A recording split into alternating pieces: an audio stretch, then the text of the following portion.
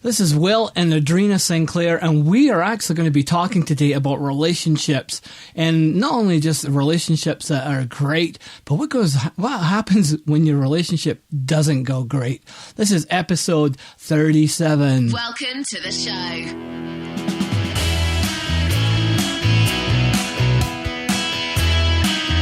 Well, welcome to the show. This is Will Sinclair, and I have my beautiful wife, Edrina Sinclair, here with me today.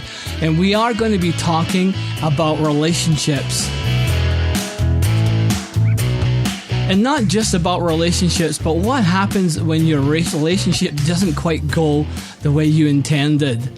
Like, you get together with your partner and, you know, at the very beginning it seems to be good, or you got together and somehow you progress in your relationship and things don't always go as planned. My wife always says, who, by the way, hi. Hello. Welcome to the show. Thank you. Yeah. Sometimes my wife says you go beyond that honeymoon stage, right? And you get into the growth stage of your relationship. And sometimes you seem to have this thing where you grow apart. Did you ever experience that? I know we've been together just over 30 years almost, right? Right. And you've had points where you probably fell out of love with me, right? Absolutely. Yeah, we've had our moments, definitely had our moments. And so we're going to just like ramble away, and we're going to talk about relationships and things that maybe come to our mind, and hopefully something that we talk about might inspire you, something from our relationship, because our relationship, it seemed to start off really great, but then, I don't know, things just seem to happen.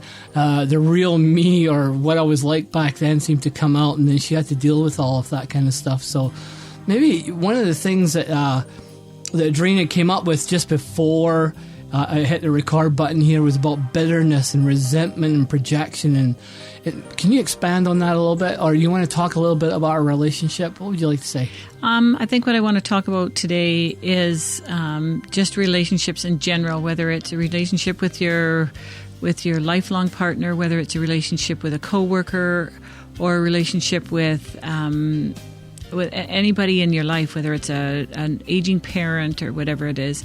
But one of the things that I've learned, and it's been a really big life-changing lesson for me in our relationship, with my relationship with William, is projecting outward what I'm feeling inward. And if I'm feeling a resentment, if I'm feeling bitterness, if I'm feeling angry, I will project out onto him. I will blame him. I will blame how he's reacting. And in reality, you could justify exactly what those feelings are. So your partner does something that drives you crazy, that does over and over again, and you blame him or you blame her for whatever she's doing to you. And as long as I'm continuing to blame my partner for how I'm feeling, that reaction or that action is never going to change. It's going to stay the same. And it isn't until I go in and acknowledge what he's doing, what he's saying or what he's doing to me, how that makes me feel, then I'm dealing with it and I'm working through it myself. And this isn't an easy concept. This isn't an easy way of looking at things, because most people have never looked at it that way. If somebody does something to you, you blame them because they did it. And rightly so, they did something to you that hurt you. But if you go in and if you go look at yourself, and every time somebody does something that hurts you, you acknowledge how that makes you feel. And you acknowledge your own feelings, whether it's a hurt feeling, an angry feeling, whether it's something from your past might even come up, something that happened when you were younger, when you were, going through your teens or whatever it is.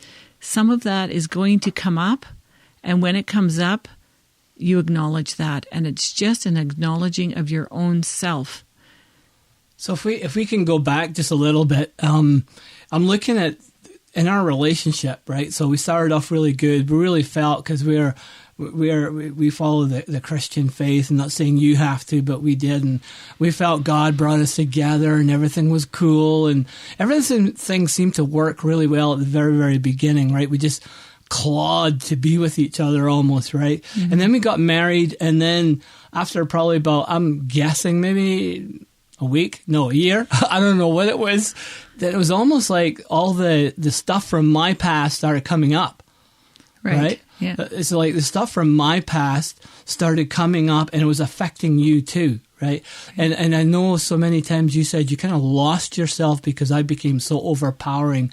And I started to play the same games that my mother played with me, was mind games, right, and trying to control. So back then, right, you know what you know now, but back then, how did it affect you? Like, what did you do? Did you close up? Did you just get resentful? Or what? Well, I basically just shut down. And over the years, because it went on for so many years, then I just started to shut down. And what I felt, what I thought, I would justify it to please you or to make you not angry. So I would shut myself off, and what I thought about myself, or what I thought was right for me, made it right for you, so we could keep peace in the house. So it was pretty much whatever I could do to keep peace in the house. So you kind of like stuffed yourself down. I stuffed you everything stuffed your down. emotions. Mm-hmm. And then I remember later on in our marriage, I kept telling you not to stuff, but it was still difficult because I was still going through all my crap, right? Right. Well, it's hard after that many years of stuffing to just in a day or in a week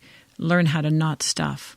And the only way I've actually come out of that and learned how to not stuff is to acknowledge myself, acknowledge my feelings and honor those feelings, and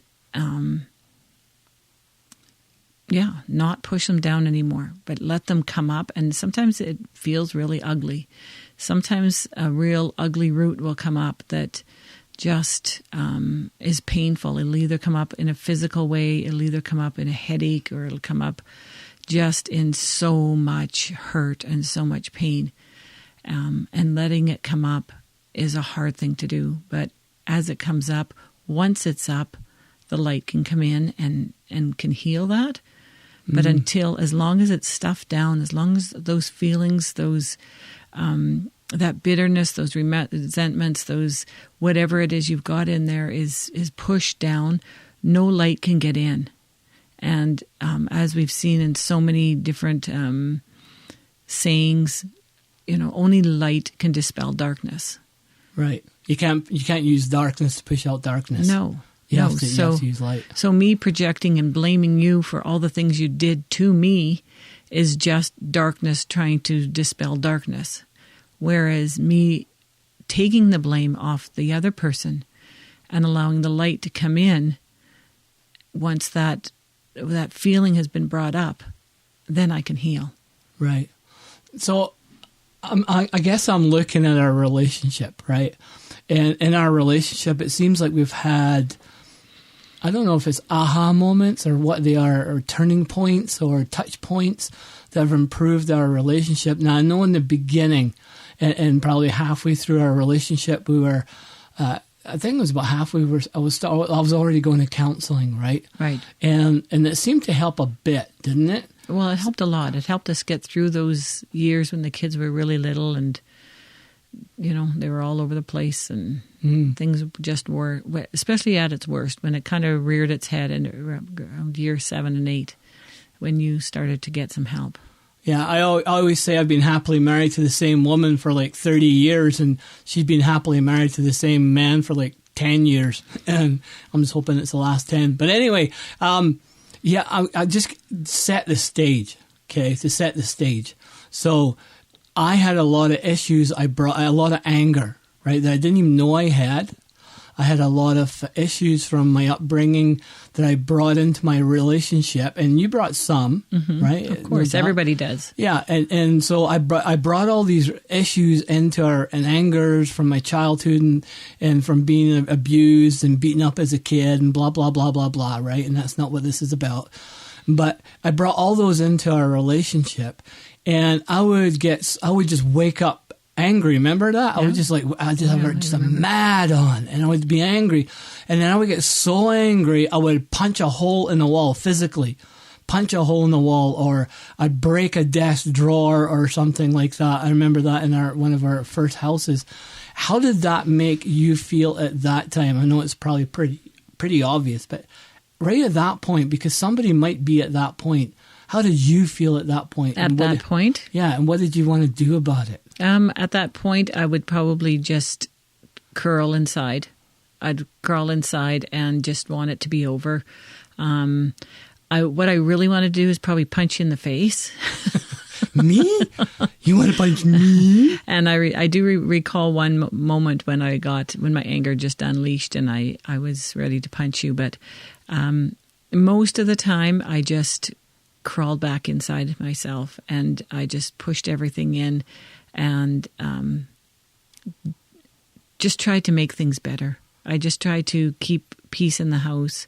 And I'm not calling myself a saint through the whole thing because I know I wasn't, always just perfect myself. But when those angry spells came up, I just cringe and I absolutely hated it. Yeah, I know it's almost like I oppressed you to some degree. But you also, in our relationship, I think, especially now, right, knowing what we know now in our journey that we've come on now, right? I guess I'm asking, what would you have done differently? I know our journey forms us, and I know that it is what it is. It was what it was. It will be what it will be, right? And I know that the more that we're open to, I guess, light, more in line with our universe, our creation, with our Creator, all that kind of stuff, then the more in line we are together. Right. Okay? And things become easier to deal with. There's a lot of changes in me, right? And you're saying that honestly. I am. I'm saying it very, very honestly. And there's been amazing changes in you. Yeah. And I think most of those big changes has come from this new, I guess, not new, but for us, new, alignment with God in our lives within and that kind of stuff. But it took a while to get there. So I'm saying that was probably the answer back then, but we weren't there back then, right? No, we weren't even close. We didn't even have it close to the target, actually. But so if I could ask you, you did come to a point, because we talk about that in our book, 30 Socks and Banana Bread, which is available on Amazon. You had mentioned that you came to a point where you fell out of love with me and you were almost contemplating leaving, right? What would you, like, if you knew then what you know now, right? And regardless of whether I changed or improved or did anything different to make your life or my life better or our kids' life better, what might you have done? I know you can't go back and say, this is what I would have done different, but what would you say? What would you advise somebody who's in a situation? And I'm not saying that you're somebody who's being beaten, right? Someone who's being physically abused and thoroughly oppressed. We're not saying stay in that relationship. Right? You need to decide not at all. We're talking about, you're not getting along together, or one's being quite maybe narcissistic or just not nice to deal with, but they're not beating you, right? They're just not nice at all to live with, right? What would you say to somebody? I think learning what I know now is that how much I love myself, that is how much somebody else can love me. And if I am not being treated well by my partner, there's a really, really high chance that I'm not treating myself that way, and I don't love who I am enough for anybody else to love me. Right. And now that's not putting the blame on me and saying, well, he's talking to me like that, so it must be all me.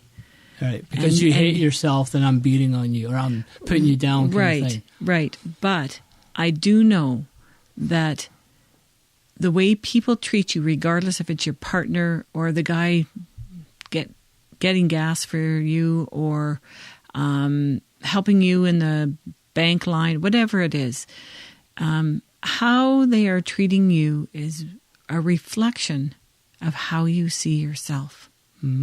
And that is the most profound and yet the most difficult concept that I've probably ever had to internalize and make my own. So you're kind of like projecting, okay, the person in the lineup looking at me. Oh, what's wrong with me? Right. Right. Like, what, is there something wrong with me? Is that what you're looking at? What, am I bugging you? Like, am I not standing the right way? Hair not the right color? What's wrong with you? Well, is that kind of like you project back from that, where all they're doing is actually, you just happen to glance at you or whatever? Well, yeah, that. And also, people will treat you how you treat yourself. And a lot of people say, well, I love myself. Really? Really? So you can say you love yourself. How much you love yourself is how other people will respond to you, will treat you. And they are a direct reflection of who you are. And a concept that somebody might just say, oh, well, you're full of it. You have no idea what you're talking about. And that's okay if you say that, because the person who told me that the first time, I probably wanted to punch her in the face too. I do. Want to punch a lot of people. I don't usually. I'm not a violent person, and I don't punch people. I don't ever punch people. I don't think I've ever punched a person in the face, or anyway. You've never punched me. No. That's well, no, sure. not in the face. But not in the face. Maybe jokingly, plainly. No. But anyway, the people in your life are a reflection of yourself. And when I see that, when I realize that, then anybody. If I'm having a hard time with somebody where I work, or having a hard time with somebody that I live with, or anything like that, that if I go in to my own heart and say what that person is saying to me, instead of jumping back at that person, getting back at that person for what they're saying to you or how they're treating you, stop. And sometimes it's just a minute. Just stop. Close your eyes, even if you can. You don't even have to close your eyes, and say, take a deep breath. How does that make me feel? When they talk to me like that, I feel really insignificant. Oh, isn't that interesting? I'm feeling insignificant. I'm feeling like I never do anything right. Oh, wow, isn't that interesting? When you stop and acknowledge what those words that person is saying to you, or how they're saying to you, when you acknowledge in yourself how that makes you feel, then you're dealing with it. Then you're working on it. Then you're bringing your own feelings up. And that's a hard thing to do. That's a very hard thing to do. It is way easier to throw it out there at somebody else. And I heard that too. You said it's easier to blame someone else than to go inside. Oh, it is. The only thing is when you keep blaming everybody else for the things that are happening in your life, you're just going to go around and around and around. And next year, you're still going to be at the same spot. And the next year, you're still going to be at the same spot. And it's just going to go in a vicious circle. And like I said, it's not that what they're doing is right, but acknowledging how that action is affecting you. And until you go inside your own heart and realize how that is affecting you, that same cycle is going to continue.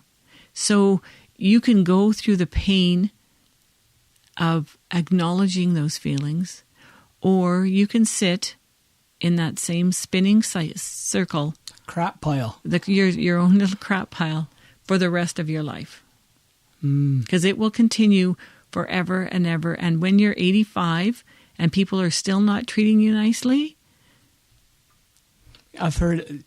I can't remember who. I think it was Tammy Dovell that said it. That, and I know you say this a lot too, is that if you don't love yourself, then nobody will be able to love you enough. That's right. Because you just don't love yourself. You hate yourself. Right. And I remember we watched a TV show. It was what's our Law and Order Special Victims Unit. Mm-hmm. Yeah, and it was about a guy, and they found out that he doesn't just hate women. At the end, they said he also hates men. But then they said, but it's even worse than that. He hates himself. Right. And that just seemed to hit the nail right on the head. Mm-hmm. Right? Unless you love yourself first, it's really difficult to find love in anybody else. Right. And this, what I'm talking about, is not a process that is just a one-day fix. It's not like a one, in a week, everything's fixed. It's a constant everyday thing. Sometimes, and it's exhausting. Sometimes it can be very exhausting, but if you keep doing it, sometimes you're doing it 10 times or 20 times a day. But at the end of that day, you're still better off than caving in and throwing everything else at somebody else. Because in the end, it's like, it's kind of like a roller coaster. It goes up and down, up and down, up and down, but gradually your life elevates. It's up and downs that go up and up and up and up eventually until you're above where you were, so to speak. And not just that. Once the roller coaster is done, it stops. Right. And it levels out and you can get off the cart. So getting off that cart is the goal when you're done the roller coaster, when you're done that up and down. And sometimes our lives will always have some kind of a bit of a, rolly roller coaster, but you won't have those huge highs and those huge lows like you have when you start dealing with this. You have a more evenness about your life. Yeah. It's like when you see somebody and they just have that steadiness about them, right? And they might still enjoy life and party and stuff like that, but they still have that solidness. Right. Yeah. So are you suggesting, and I think I am too, I know I am, because or else I wouldn't be bringing this up, is if you're in a relationship, and especially at the beginning of your relationship, while things seem to be good, right, it's really important that you each work on yourselves, right? Oh, yeah. Because it's like it takes all your being, I guess, if that's what I'm trying to say. I'm trying to find the words. It takes all of your being to make a relationship work. Right. It takes your heart, your body, your mind, your soul, everything to make a relationship work. And not that it's like a hard work process, right? Not like it's like, oh my gosh, why would I want to get into a relationship with somebody else, right? And so, but we need to go through that process to discover who we are. Right. So we get to that point of being calm, of being steady, of being steadfast, right? So that when things come up in our relationship, we're both already happy. Like I remember you said, don't rely on your partner to make you happy. Right? Don't use externals to make you happy. You need to be happy first. And a lot of times we come into a relationship and we're not happy yet. We're not happy with ourselves. We don't love ourselves. We don't even know ourselves yet, especially if we're like in our early 20s or whatever. How can you know yourself yet? Right? Yeah. Well, I think more and more young people are becoming more aware of who they are. I feel like with some of the different practices that are out there, with yoga and meditation and contemplation, some of those things are becoming more popular with the younger people. They're feeding into it a little bit more, so they are becoming more aware. I think it's our generation, the 50s, 60s, and older, where we're backtracking. And we have to go back. And sometimes it's like us. It's taken us 30 years of marriage to figure out that we need to love ourselves before our marriage is going to work. Right. So I think starting out in your marriage or in your relationship, whatever it is that the beginning of the relationship, figure out who you are. Know who you are. And you do have a point, William, that when you're young, you don't know the same things as what you know when you're 50 and gone through all the stuff that we've been through. But even just being aware of what are some of the triggers that set you off. And even if it's a small trigger, especially at the beginning of your relationship, if there's some triggers that are setting you off, look inside. Look inside. Don't project out. If your partner is triggering and you see them triggering off certain things, then look inside, because as long as you're projecting on somebody else, nothing's going to get better. Your relationship will not grow if you don't grow yourself. Go inside. Yeah. Right. Yeah. And I think that's so important. Yeah. That you go inside, that the answer's not out there somewhere. It's not out in the blue yonder. It's not out in the hills. It's right there with you, and it's already there. And it just has to be just rediscovered, I guess. That's exactly what it is. It's the you that needs to be rediscovered. Yeah. The loving, kind, beautiful you that has sometimes been covered up by a lot of different things that have happened in your life. And you just forget. You know, we just forget how beautiful we are.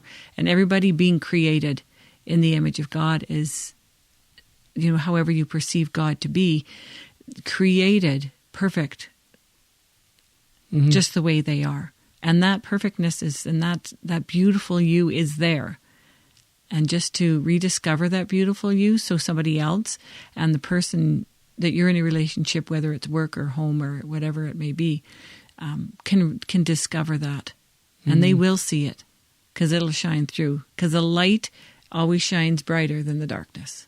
So we're pretty far. Yeah, I mean, before I continue, I'm thinking about a little baby that gets born, right? They're pure. Like, they're just born pure and beautiful, right? They have no judgments inside of them or anything like that. They don't get out and say, "Oh, Mom, look at your hair. Gosh, where'd you get that? Oh, my God, look at the size of your nose. Look at the size of my nose," right? A baby doesn't come out like that. Right. A baby comes out really pure, but over time, we tend to cover all that up, that purity, and we allow our ego to define ourselves rather than just getting us to the starting point and then discovering who we truly are and the beauty that's really within. And I know that's so important for a relationship, right? Is that we're so settled in ourselves. And I guess when a relationship's not going right and one partner is not, and I'm talking that your life is not in danger, right? I'm just talking about your relationship's not right. The other partner might be a real ASS to deal with, you know, or something like that, right? And it's just not working that way, right? Sometimes we have to take a step back, right? We have to look, okay, what are we doing with ourselves? How are we protecting ourselves in a sense, right? Because we don't want ourselves to be covered up. Right. What's your opinions on that? What's your thoughts on that? Like, do you think, like, I guess it's like, while you're waiting on your partner, right? Really, you're waiting on yourself, right? Because like you said that when you look at your other people and you see how they're treating you, okay, it's a reflection of who you are. Okay. And it's because usually you interpret it that way. Right. I guess you can't wait on a partner to change, because your partner's not going to change. The only person that you can't, what I'm saying is you cannot make your partner change. The only person that you can change is yourself. So as you work on yourself, you and I did it together, and there's good things about that and there's not so good things about it, because when we're going through the ugly part of having to work through this, we were doing it at the same time, and it could get pretty ugly in the house, as we both are quite aware of that. We still came out good. But we came out better. It's still worth it. It's way better, because it's way worth it, because we came out better in the end. We would still be doing the same old over again till we're forever married. But if your partner is not willing to make any kind of changes in their life, then you make those changes in your life. You have to make those changes in your life. And I guarantee you, as hard as it might be, the changes you make in your life, when you discover who you are, the God in you, then your partner will see that change. And like I said, it might not be very easy, but you know what? It's worth a try. And you'll notice others change. You'll notice your partner begin to slowly change. Right. Yeah, a slow process, but it'll be there. Right. And when you're both working on something together, there's so many things that you can do in your relationship. Like you talked about how some of our ugly times together when we're going through our crap, right, hurt. right? You're at each other's throats a little bit, right? Until you go past that stage.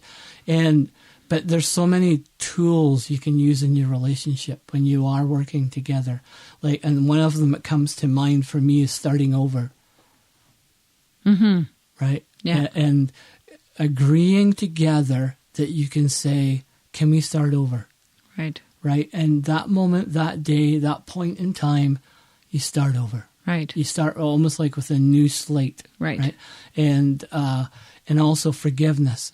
That when you get into an argument, you might be right. It's not a question who's right and who's wrong, but you might be right in the argument. But you might have done something that hurt your partner at the same time in trying to establish your point. Right. So you can always seek forgiveness for something and move forward. Right. And start over. Yeah. Right? Yeah. And I think starting over is a good thing, as long as the starting over isn't a shutting down of what actually is there. Right. We as just long have as you're to not pushing it down. As long as you're not saying, okay, let's start over. Okay, well, everything I was feeling is all, okay, well, we're starting over. I guess I can't deal with those feelings anymore. You can still deal with how that made you feel on your own, by yourself, in your own quiet time. Right. You're just starting over, saying, okay, we can't agree. Or discuss it as a couple later. Or discuss it as a couple But if you're willing to discuss point, that. Yeah. Just come back to a point. And I guess I'm saying starting over is that you know that to continue in this fight, it's going to escalate and escalate and escalate. It's not going to get anywhere. And we're both going to be even madder and madder and madder at each other. So let's just stop. Right. Stop right now. And then just like go to your own rooms or whatever you got to do. Go to opposite ends, cool down. Whatever it takes you to cool down. Yeah. Whether it's watching a movie or just sitting in your room or just breathing right through that. Yeah.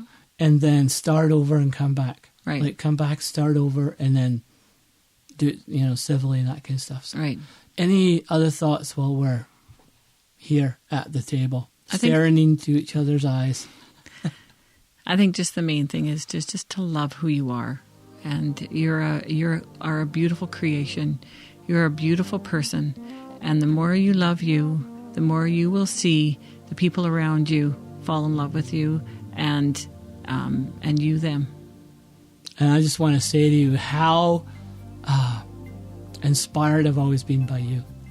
You have always been an inspiration to me, and I know that I have covered you up, right? I have squashed you down in my life, and I've taken advantage of your, your goodness and your forgiveness, and for that I apologize. And I forgive you. Thank you. And I too have not acknowledged the beauty that you are, and the beautiful heart that you have. And I just more and more I see your heart exploding with so much love for other people, for yourself, and for your kids and your grandchild and one on the way, and just everybody around you. You just feel your love. Well, thank you. I appreciate it. And I'm just brought into my mind right now, just before we close off, as one of the big things in my life right now that I've come into awareness of is I couldn't remember a point in my life, I'm not saying it didn't happen, where I didn't feel embraced by my parents, by my mom or my dad, or, told, hugged and, oh, I love you so much. And I transferred that to everybody else, including my wife, right? Couldn't feel that love. And that's another topic for another podcast that we'll get to. But I just want to thank you for being here with us today. It was my pleasure to be here. Yeah, it was so awesome. And thank you for listening in. It's just been so great to have you be with us today.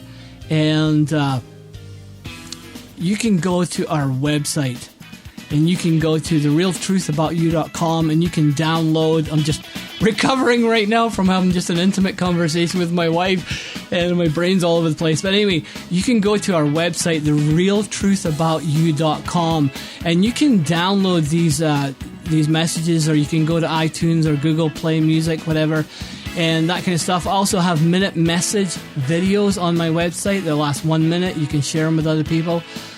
So anyway, we love you lots. Edrina, thank you so much for being on the show today. You're welcome. Thank you for having me. You are welcome. I'm just loving having you here. So anyway, we're tuning out now. We'll see you in the next podcast. And remember, we love you lots, and you absolutely rock.